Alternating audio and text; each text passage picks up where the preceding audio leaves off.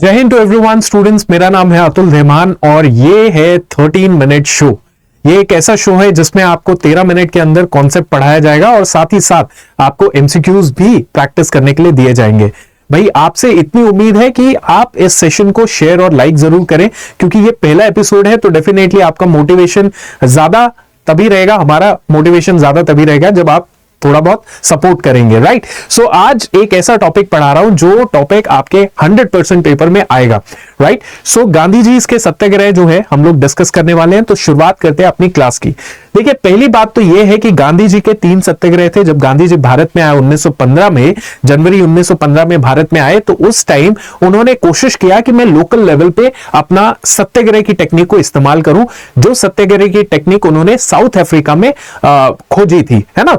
तो सत्याग्रह की टेक्निक को उन्होंने सबसे पहले जो है इस्तेमाल किया चंपारण सत्याग्रह के अंदर। राइट। चंपारण जगह के अंदर, जो कि आपके बिहार के अंदर है। देखिए, सो इनको 3 सत्याग्रह गांधी जी ने इनिशियली शुरुआती दौर पे किए, जैसे चंपारण सत्याग्रह, उसके बाद अहमदाबाद मील स्ट्राइक और उसके बाद खेड़ा सत्याग्रह। क्लियर। अब इसको लर्न करने के लिए आपके पास एक टेक्निक है जिस टेक्निक को हम लोग कहते हैं केक, है ना। क्या टेक्निक है? टेक्निक है cake, CAKE। So Champaran C, A for Ahmedabad, K for Kheda सत्याग्रह।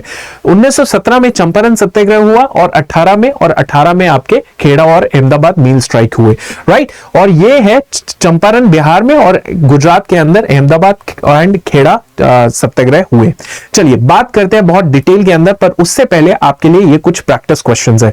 लेकिन ये प्रैक्टिस क्वेश्चन आप बाद में अटेम्प्ट कीजिएगा, जब मैं आपको पढ़ा दूंगा तब आप अटेम्प्ट कीजिएगा। चलिए, इसके बाद 3 कतिया सिस्टम चंपारण का मतलब क्या हुआ, उसके बाद कौन महात्मा गांधी जी को इंडिको कल्टीवेटर्स की परेशानियों के लिए सॉल्यूशन के लिए उनको लेकर आया था। ये सारे सवाल हैं जो आप डेफिनेटली सॉल्व करेंगे आफ्टर कॉन्सेप्ट क्लैरिटी। ठीक है। चलिए, तो ये सारे सवाल आप देख लीजिएगा एक बार एंड शुरू करते हैं अपने चंपारण सत्याग्रह 1917 में। सबसे पहला ये गांधी जी का सविनय अवज्ञा आंदोलन था। इसका मतलब पहला civil disobedience movement Gandhi ji का ये था। इस सिविल डिसोबीडियंस मूवमेंट में गांधी जी ने एक कानून तोड़ा, जिस कानून को आगे हम लोग डिस्कस करेंगे। होता क्या है मैं आपको बताता हूं। गांधी जी को चंपारण, जो बिहार के अंदर चंपारण है, वहां पे लाने वाले जो व्यक्ति होते हैं वो होते हैं राजकुमार शुक्ला। राजकुमार शुक्ला ये कहते हैं कि गांधी जी प्लीज आइए चंपारण, क्योंकि चंपारण के किसान बड़े ही परेशान हैं। क्यों परेशान है? इस वजह से। किस वजह से? ये जो नील की खेती आप देख रहे हैं, इस वजह से। तो इस वजह से क्यों है? क्योंकि गांधी जी जो चंपारण के किसान जो हैं, वो उनको जबरदस्ती बोला जाता है यूरोपियन प्लांटर्स के द्वारा कि आपको अपने खेतों में इस नील की खेती को उगाना पड़ेगा। अब यूरोपियन प्लांटर्स तो ये चाहते हैं कि भाई नील की खेती ज्यादा से ज्यादा हो, क्योंकि उनको आगे जाके बेचना है और उससे बहुत ज्यादा मुनाफा उनको कमाना है। लेकिन जो चंपारण के किसान हैं वो बड़े परेशान इसीलिए हैं क्योंकि नील की खेती करके जो है उनके खेत जो है वो बंजर हो रहे हैं, इनफर्टाइल हो रहे हैं। तो इसीलिए किसान जो है नील की खेती नहीं करना चाहते। किसानों को जबरदस्ती ये सिस्टम लागू किया गया है जिसका नाम है 3 कतिया सिस्टम। 3 कतिया सिस्टम के अंदर क्या होता है कि आपको अपने जमीन के 20 हिस्सों में से 3 हिस्सों के ऊपर जो है नील की खेती करनी ही पड़ेगी। ये मैंडेटरी है ना। तो ये पूरा का पूरा सिस्टम जो था जिसमें किसान जो चंपारण के थे वो बहुत ही ज्यादा परेशान हो गए थे। आगे चलते हैं।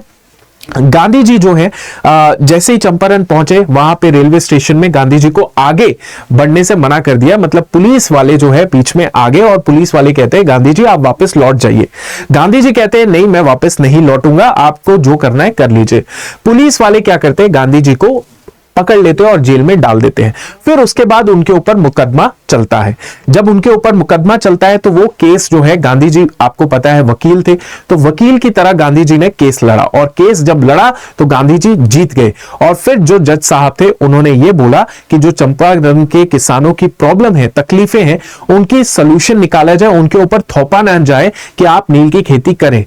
उनको करना है करने दीजिए, नहीं करना ना कीजिए। आप जबरदस्ती नहीं आप बोलेंगे कि आप नील की खेती करिए। राइट। तो इस तरीके से गांधी जी ने जो पीसफुल अपना प्रोटेस्ट किया, उस वजह से चंपारण के किसानों को न्याय मिला और चंपारण सत्याग्रह गांधी जी का पहला एक्सपेरिमेंट था सत्याग्रह का।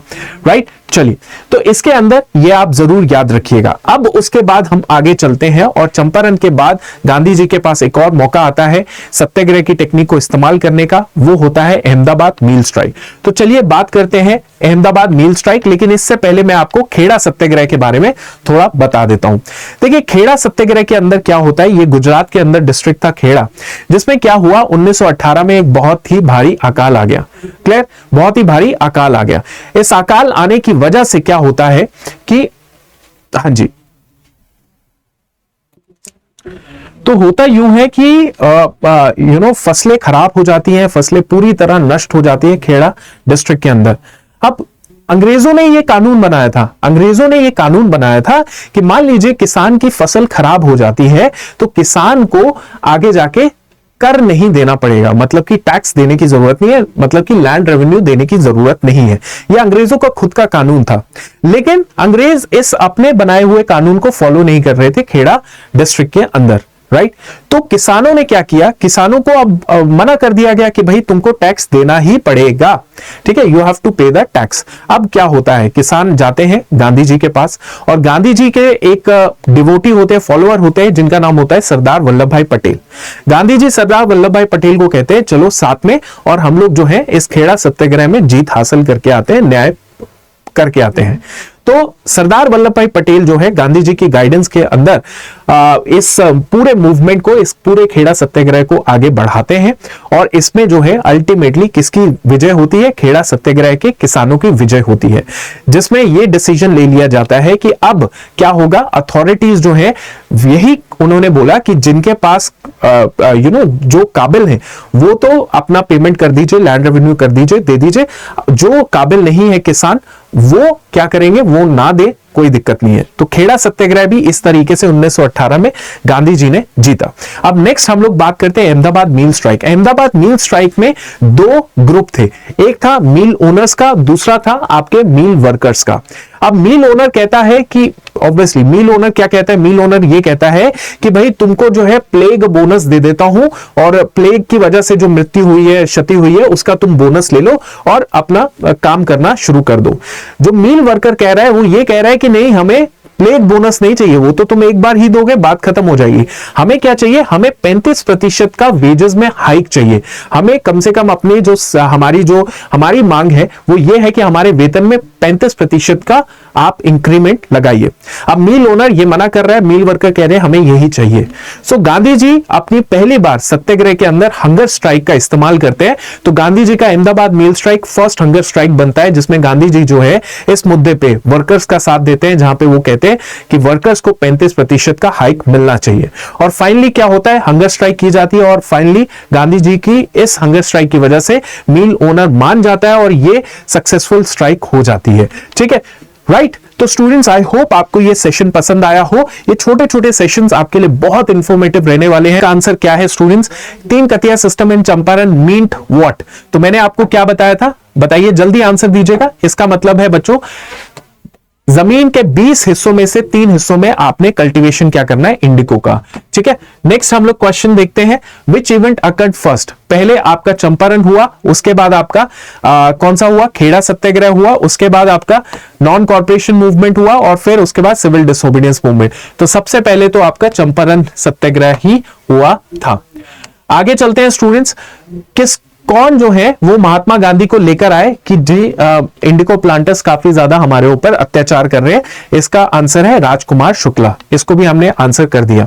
ये बड़ा आंसर है, बड़ा सवाल है। देखते हैं, what was the reason for the Mahatma Gandhi to organise a satyagraha on the behalf of peasants of Kheda, ठीक है। क्या कारण था जिस वजह से जो है गांधी जी खेड़ा सत्याग्रह में पार्टिसिपेट करते हैं, खेड़ा सत्याग्रह करते हैं। इसका कारण था administration did not suspend the land revenue collection in spite of the drought and administration propose to introduce the permanent settlement in the Gujarat. देखिए ये सब तो मैंने आपको पढ़ाया नहीं, ये पढ़ाया था कि भाई जो प्रशासन था वो मना कर रहा था कि भाई तुमको जो है हमारे कानून जो कहते हैं उसके हिसाब से हम नहीं चलेंगे, तुम्हें लैंड रेवेन्यू देना पड़ेगा। पड़ेगा। तो इसका आंसर क्या होगा?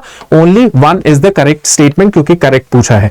उसके बाद arrange the following event chronological order में, तो ये इवेंट है जो सबसे इजी सवाल होगा आपके लिए, तो इसका आंसर आप आराम से दे सकते हैं। स्टूडेंट्स, आई होप आपको ये सेशन पसंद आया हो, एंड इसी तरीके से अगर आप हमारे कोई भी पेड बैचेस लेना चाहते हैं तो ले सकते हैं Y588 कोड लगा के।